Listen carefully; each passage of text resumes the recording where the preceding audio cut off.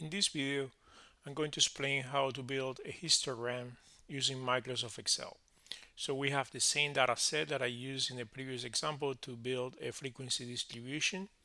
So if I want to build my histogram, I will go to Insert, and then I will go to Histograms, which is here, and we are going to click on Histograms.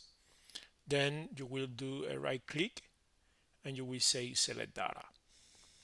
I will edit this data over here. I will call this random data, and then I will just select the data values that I have in my data set. So the 100 data values that I have. I can say OK. And then here I have a histogram. But in this case, this histogram have only 5 classes. So if I want to make the histogram to match with the frequency distribution that I got in the previous example, then I will have to go to Axis, More Axis Options, and then I can go to Bin Width. And I will just select a bin width of 10 units. And when you do that, now you have a histogram with 6 classes. I will show you now that if I just put the data labels, now each of the classes, the frequency of each of the classes correspond exactly with the frequency that we have in our frequency distribution.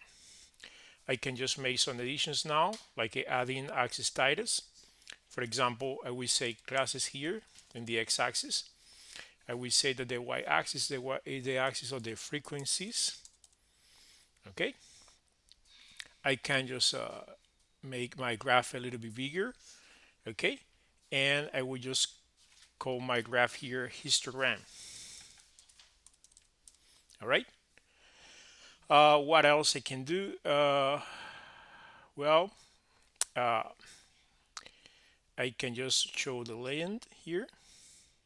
That is just called random data.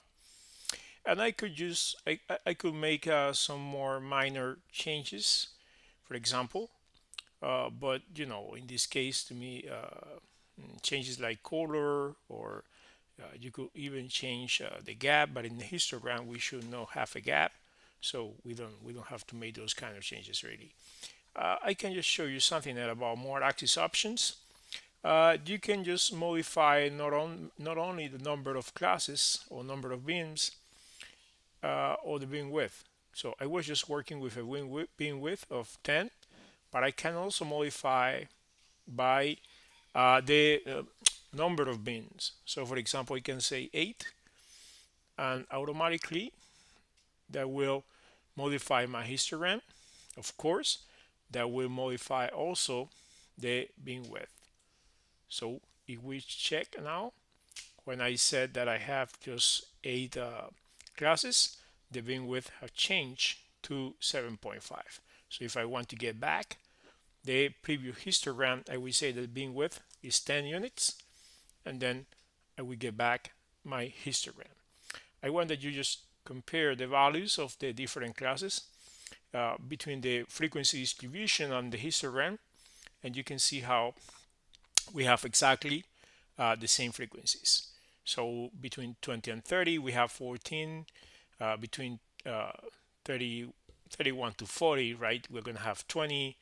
Between 41 and 50, we're going to have 14.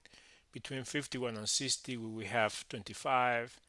Between 61 and 70, we will have 11. And between 70 and 80, remember that I just generated random numbers only between 20 and 80.